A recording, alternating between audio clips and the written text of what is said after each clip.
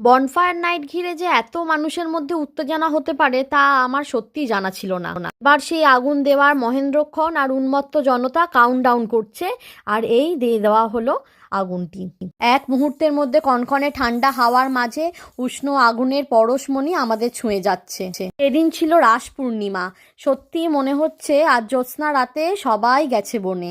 এই দৃশ্য যে কি সুন্দর তা সত্যি বলে বোঝানোর নয়। মনে হচ্ছে চাঁদের হাসি সত্যিই বাঁধ ভেঙেছে।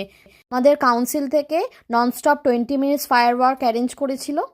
কালী পুজোর অমাবস্যার রাতে বাজি ফাটা দেখার অভিজ্ঞতা আছে, তবে এই পূর্ণিমার রাতে এত সুন্দর আকাশ জুড়ে বাজি সত্যি আমার কাছে এক বিরল অভিজ্ঞতা। ছোট বড় বয়স্ক সকল মানুষের হাততালি আর বাজি ফাটার আওয়াজ মিলেমিশে একাকার হয়ে গেছে।